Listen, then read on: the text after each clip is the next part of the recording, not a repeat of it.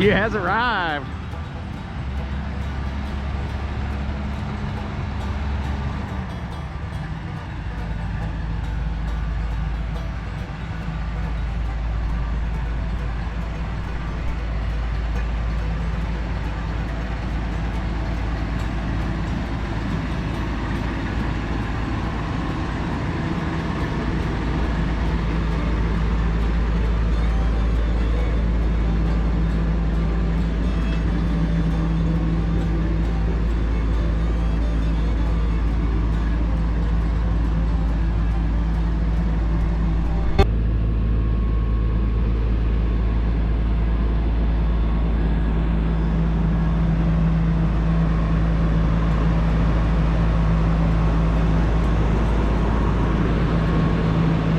Well, it made the trip.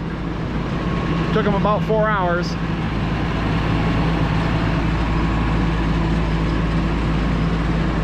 I suppose I should get back to Ted and Hay. I can see this single point hookup. It's got a slight seepage to it. Sprinkling some oil here on the wheel.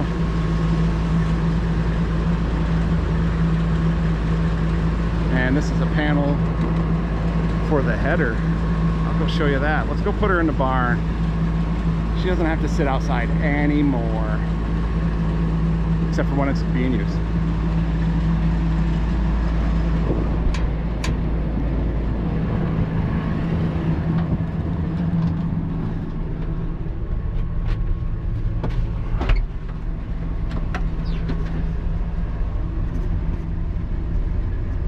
Let's see if I can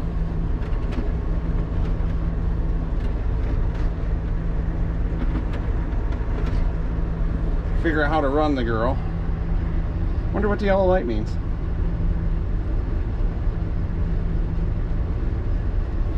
Let's see. Parking brake is off.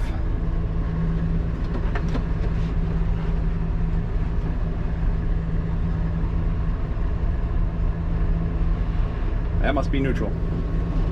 There we go. We'll try second gear.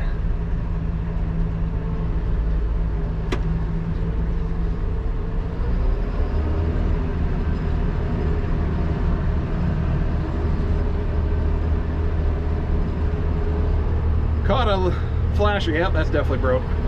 They're gonna send me a new flasher light. They drove it down, about 4-hour drive. By the time they took stuff off to make it fit on a semi, it was just as far ahead. I was fine with that, as long as it made it in one piece. Like I say, they're gonna send me a new flasher to replace that one that tree branch caught.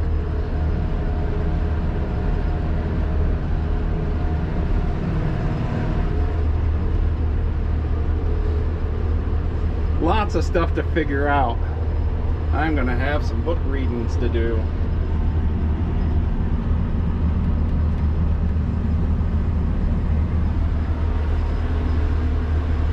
GPS. It says there is none. No positioning available. Maybe I'll eventually look into that. Shoot, I need to look into adjusting the steering wheel.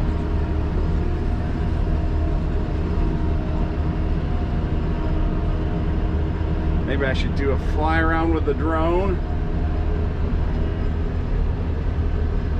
Yeah, things to do.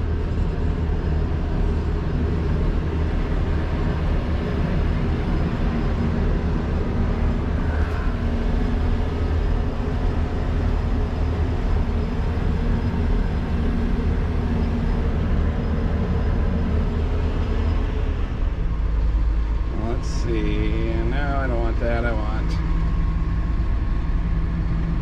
Oh, combine. There we go.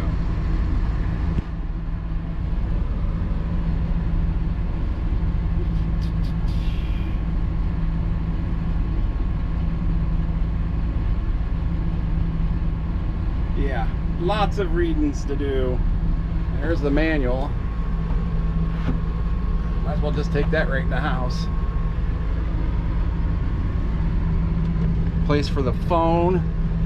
Man. I'm also going to service it, change the oil, check everything out real good. They should have, but I will. open the door. I could probably play with this thing all day, even though stuff ain't ready. Things to do. She's definitely bigger than what I'm used to. Need to put a rear view camera back there on that auger, like I got on the 8570.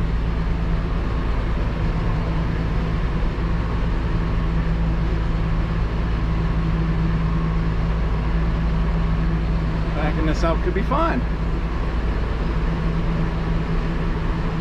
I think if I get this far enough ahead, I can still get the square baler out later or tomorrow.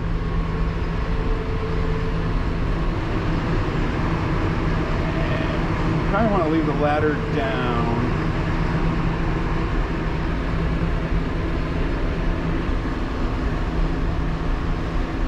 All right.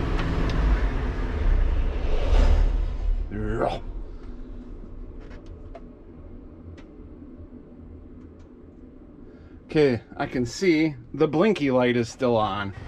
How do you turn off the blinky light? Okay, that's off. Oh, I hear something, but it's the radiator screen still spinning. Okay, light.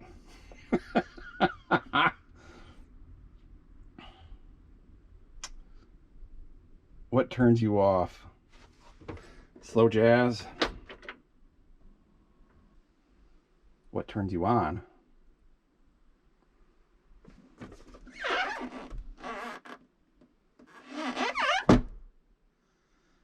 I might have to break out the book. Okay, it went out on its own. Still curious as to what the heck it is. Well, that ain't the best sign. Rotor overload light.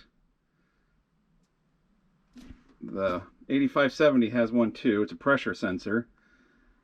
It says the amber rotor overload light will come on when the hydrostatic rotor drive pressure reaches approximately 60% of relief pressure. Well, the rotor wasn't even on. I know you can't even engage the thresher until the grain extensions are popped up. We found when I test drove it or tried it out there at the dealer. The light lets the operator know the rotor capacity is approaching the limit of the rotor and any additional material will cause the rotor to stall. So, could be a faulty switch or something there. Don't remember that kicking on when I test drove it. Oh, the electronics. People told me, keep your old combine. And I'm going to. In case you're wondering, the 8570 is going to stay here.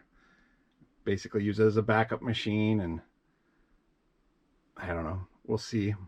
If I don't get to use it much, who knows? Maybe I'll send it packing. It does take a little room, but for now, she's staying. I kept the Drago corn head. I'm going to use that on this, which this machine ain't going to even know that it's a 6-row head in front of it, but that's part of what I was looking for, was something without duals so I could run a 6-row head.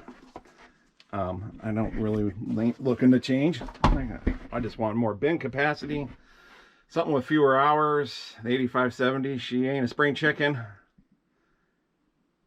And this one came up and kind of had everything I wanted, even though it was one size larger than I probably would have bought. But everything was, like I say,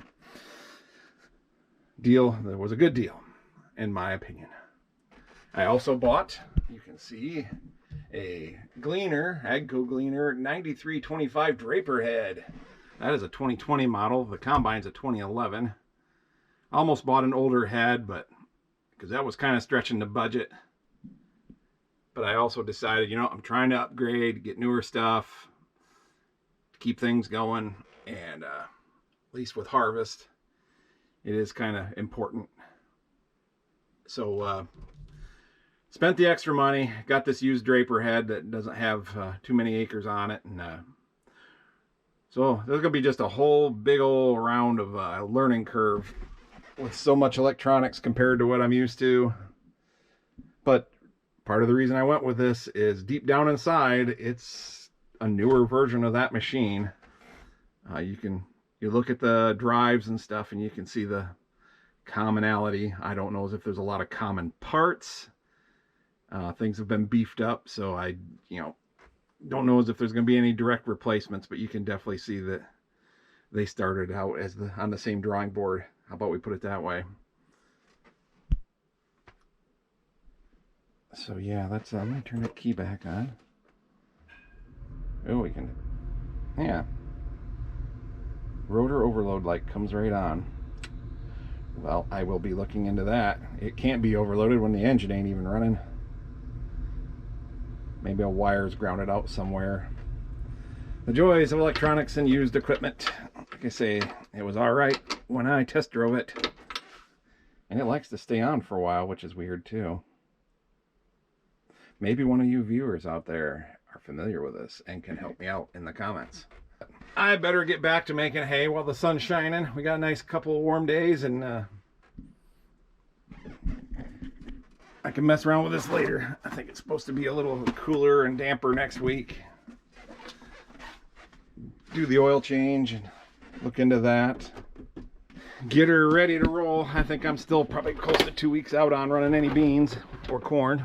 And so there's time to fidget with it yet. There we go. I think this is where the fuel fill is. No, that's where, oh, you can pull a grain sample out of there. Fuel fill is behind this door. Hey, and it even fits in the barn. That's always a plus. Let's see if I can get the square baler out. Yeah, the rotor doesn't look overloaded. Like I say, there's probably a sensor somewhere to start troubleshooting. Yes, square baler will come out. Let's go take a quick look at that. I even bought a new header cart too. I knew it, well, the old header cart wasn't going to fit, and if I was keeping the old combine, I needed a header cart for that. Oh, everybody says I'm going to love it. There will be videos. So until then, I appreciate everybody watching, and we will see you in the next one.